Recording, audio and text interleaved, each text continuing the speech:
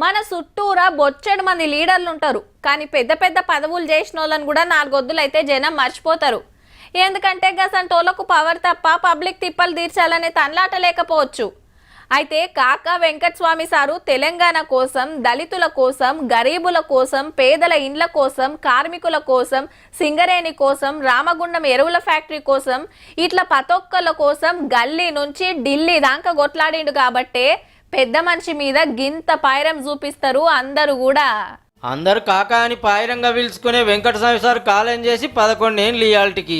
Tank bund మీద ఉన్న పెద్ద మనిషిని గొలుసుకుంటానికి కాకా ఇంటోళ్ళు, లీడర్లు, దళిత సంఘాలు, అభిమానులు మస్తు మంది వచ్చిండ్రు.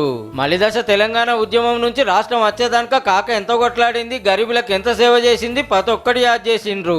అట్లనే బాగ్లింగంపల్లి అంబేద్కర్ కాలేజీల పాత విద్యార్థుల మీటింగ్ పెడితే governor Jishnu Dev Varma sir, speaker Prasad sir, Padma Shri award వచ్చిన శాంతా సిన్హా మేడం, ప్రొఫెసర్లు, పెద్ద పెద్ద జాబులు చేస్తున్నోళ్ళు, ఈ కాలేజీలో చదువుకున్నోళ్ళు చాలా మందే వచ్చిండ్రు. కార్మికులకు పెన్షన్ స్కీమ్ పెట్టింది, సింగరేణిని బతికిచ్చింది, రామగుండం ఎరువుల ఫ్యాక్టరీ తెరిపించింది గుర్తు చేసిండు మంత్రి Vivek Venkataswamy sir. As an MP in 2009, I went and presented to Mr. Manmohan Singh and he said, I know your father very well. We will waive 10,000 crores. Sir, 10,000 crores was waived, sir, by the central government. And Ramgundam fertilizer plant was reopened. దళితులు పేదల కోసం కాక ఎంత దండలాడిండో ఎరక చేసి speaker sir గీ ముచ్చట చెప్పిండు. రాజకీయాల్లో ప్రవేశించి ప్రజలకు సేవ చేయాలన్న సంకల్పం వెంకటస్వామి గారిని చూసి నాకు మొదలైంది. ఆ విషయాన్ని నేను గర్వంగా చెప్పుకుంటాను. ప్రజాప్రభుత్వం వెంకటస్వామి గారి ఆలోచనకు అనుగుణంగా పరిపాలన చేస్తున్నది. 52 ఏళ్ల కిందటనే గరీబుల పిల్లల కోసం ఆలోచన చేసి ఇంత మంచి కాలేజీ పెట్టినందుకు గవర్నర్ సార్ తారీఫ్ చేసిండు. అదే తోవల కాలేజీని నడిపిస్తుంది కరెస్పాండెంట్ సరోజా మేడం. ఫీజులు తక్కువ, 180 మార్కులు వస్తే ఫ్రీ సీటు.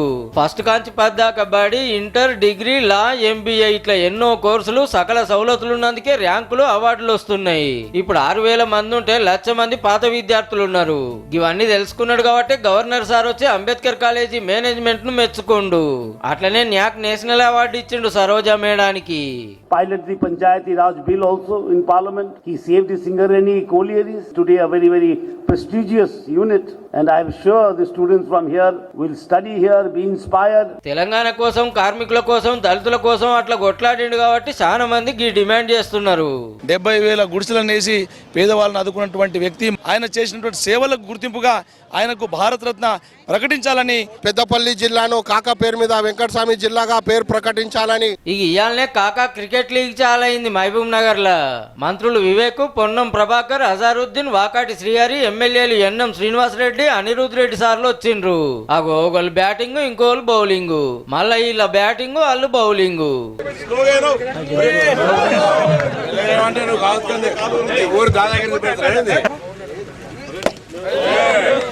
ఫాస్ట్ ఆడతా.